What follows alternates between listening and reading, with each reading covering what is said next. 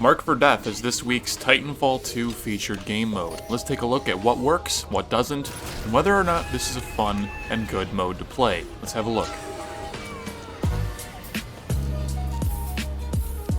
So right out of the gate, we have a brand new game mode called Mark for Death. Now, if you're not a Titanfall 1 player, you're not familiar with the mode, here's the basic synopsis. One player on each team is marked as a VIP, which stands for a very important person, or you can just consider them as being called a mark, as the game considers them. Once a person is marked, they are revealed to the enemy team in real time, just like if they were holding a flag and capture the flag. So their live position is available to the enemy team at all times. Now, if you are a marked person, you also will have a map hack on the enemy team. Now, you won't see them with their silhouettes through walls like you would like on a pulse blade, but you will see them on your mini-map in real time. So that is very, very important and very vital to your survival as a marked target. So the goal becomes then, do you A, defend your marked player, or B, do you go on offense and try to kill the enemy team's marked player? There is a lot of movement required in this game mode, and not just the ability to go fast, but the ability to be intelligent about where you are positioning yourself, how you are moving up on the map as you start getting kills, and you get one guy, you push up, you kill another guy, you push up, or you decide to stay back. You need to constantly be making split-second decisions in this mode that are not necessary even in a game mode like Pilots versus Pilots. This is absolutely an extremely high-octane, high-speed game mode that you must play intelligently. For example, if you're really good at going really fast, sometimes your best option is not to sprint into the enemy team spawn at the start of a game like you would in other game modes. Because if you get 2/3 of the way across the map and then suddenly you realize, oh god, I am the marked target, well, you have now just delivered yourself as one guy into a team of 6 who are potentially rolling out a little bit slower than you, and you're already setting your team to a disadvantage for the rest of the whole game, which is pretty bad. So you need 10 kills on marked targets to win, or you just need to have a higher number of marked player kills by the end of the timer. So nothing crazy there, nothing out of the norm there. It's just a different way of scoring points, and it really changes the gameplay just based on how it works. Everyone is gunning for that marked target really hard, and it's actually a lot of fun if you understand Titanfall's mobility system, and you understand the maps, and you know how to confound people and how to just trick them and waste their time and yada. It's a really fun experience. SMGs reign king in this game mode, and normally I would say that I'm a fan of that, but you know, there's so many people playing SMGs so hard and playing so aggressively in this mode that it's really hard for even me to trade more than 1 or 2 people before getting lit up myself. So I actually am lately finding myself running the carbine a lot more than a true SMG, because it still allows me to perform well at close range. If my aim is perfect, my time to kill is potentially faster than a couple of the SMGs out there. I'm able to retain a lot better performance at longer ranges. Not like crazy better, but it's marginally better than the car SMG, which is what I'm using now, so it's just a small change to what I'm really doing, and it makes a big difference, I feel. Especially when you compare it with amped weapons, where if you put amped weapons on the carbine, if memory serves correctly, it's a 4 or 5 shot kill even out to the longest of ranges, so that's really nice. Now, in this game mode, Titans are extremely prevalent. Like, everyone is going to have a couple of Titans in this game mode. They're going to always be all over the place. They're going to be very aggressive and getting up into your face, trying to kill your marked target, while at the same time, a couple of them are going to be extremely defensive and extremely slow, sitting way back by their mark, and there's always going to be these crazy numbers of Titan fights and these crazy Pilot-Titan interactions, which classically, to be honest, I'm not a big fan of in Titanfall. I really like when the game is Pilots only, and I really like when the game is Titans only. It's when you have that intermixing of Pilots and Titans that I think that things actually start to fall apart, more so than they do become more cool and interesting and engaging.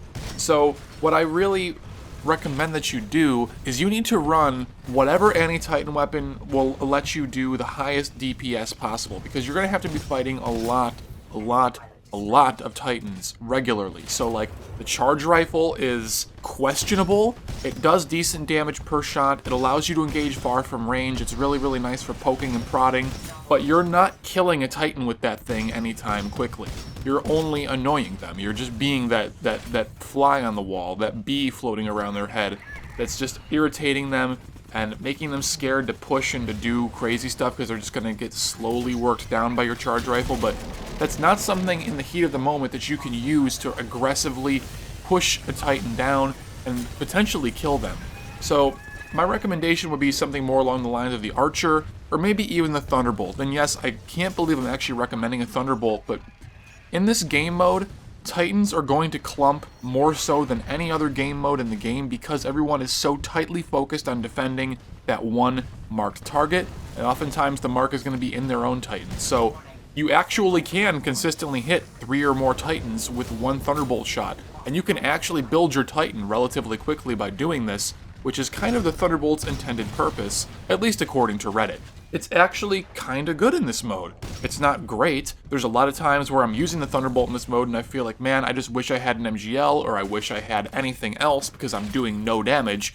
But when you do happen to find that big clump of Titans and you can lay into them the way that Reddit thinks you always can 100% of the time, then suddenly you actually have a pretty decent gun. It's pretty good. So I definitely recommend that you give that one a shot. If you're ever in a situation where you're down on Titans by 3 or more. So let's say, for example, you're playing on, I'll just make a random map up. How about Blackwater Canal? You're down 4 Titans to 0, right? They're at the bottom of the hill. They're on the side of the bridge that, has the slant down. You're on the side with the big control tower. You're coming across that bridge, you're coming to that weird angled building with the big hole in the top, the center of the map. You can just start raining Thunderbolts down from that building, down the entire street, that lane, and you're going to be hitting their whole team worth of Titans. You're going to go from 0% to 100% of your Titan charge within 4 or 5 shots. It's pretty decent. If you're like me and the Thunderbolt isn't really your thing though, isn't really your style, then the Archer is just fine. The MGL is also just fine if you can get close enough to actually use it, which is pretty freaking difficult because a lot of people are playing Ion and Tone right now, and those Titans are ridiculous at killing pilots at long ranges. You're also going to see a lot of Legions in this game mode because people are going to just have that mindset of, well, if I'm going to be a marked target, I want to survive. Therefore, to survive, I want to have the most health possible, and they feel that Legion is a great way of doing that while still engaging pilots and Titans from a long range using Legion's long range mode. So you're going to see a lot of those 3 Titans in particular. There's a few Ronins running around, and they're always troublesome. There's a few Scorches running around, and they're also going to be troublesome because, again, lots of Titans are clumping.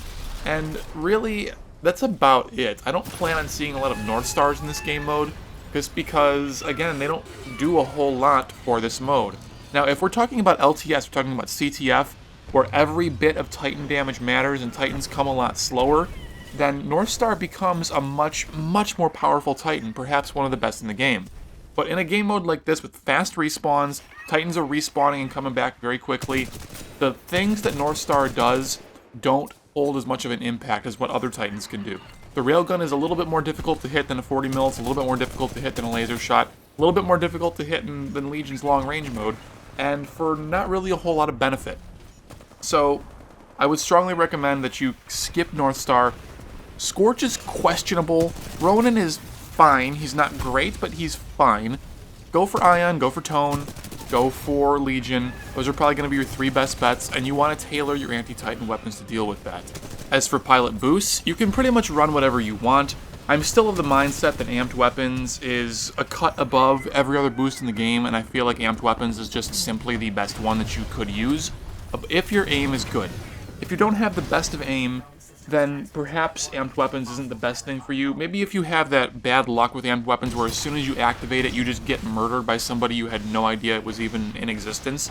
That happens to me all the time. So if you just tend to have trouble with it, then I would definitely recommend that you try out battery boost instead, just because there's going to be so much cycling of Titans across both teams that anything you can do to help your Titans stay alive, to help them get their core charges up to nuke enemy Titans more quickly, is a really, really powerful tool to have. The other thing that I'm going to recommend is probably Pilot Sentry, actually.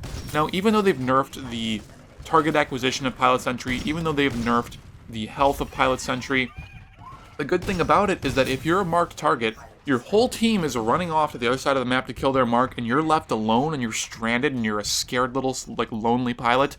a pilot sentry will be your buddy. A pilot sentry will provide you some cover.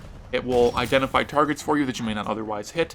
They will add some damage on a target so they're easier for you to kill, just like if you had amped weapons. Sometimes they will even outright get kills for you that you wouldn't have gotten because you didn't see that player, and you can't fight more than one guy at a time. It's just not physically possible. You can't hold two guns and shoot them at separate angles. Like, you can only do so many things as one player. So a pilot sentry will just give you that extra little, there's just that extra little oomph to stay alive, to give you some cover, and to hopefully outlast the enemy team's mark. So anyways, guys, that's just gonna about do it. Thank you so much for coming to watch. I hope that you guys enjoyed the gameplay and that you learned something from the commentary. Let me know down below if you have any questions about what you can run in this game mode, what works, what doesn't. If you think that I'm all wrong and you have some other kind of better, super elite dank strat that you wanted to share, then please write it down in the comment section down below. Again, the whole point of my videos and this channel is for people to learn, to communicate, to collaborate, to become better pilots, become better Titanfall 2 players. So use this comment section as a forum, guys. Thank you so much for coming by and hanging out with me today. I'm going to be a little bit light on the YouTube and Twitch content for the next couple of weeks because of a move that I'm doing. I just bought my first house. I'm in the process of, well, moving into it. So hopefully by the end of this week, if you're watching this live right when it was published on YouTube, hopefully by the end of the week I will be settled into the new place with some good internet and everything all set up and ready to go for you guys. We'll be doing some live streams, more YouTube videos, all that good stuff. But anyways, everyone, no one really cares about that. So thank you all so much for coming to watch. I hope that you've learned something new. I will see you in the next one. Take care.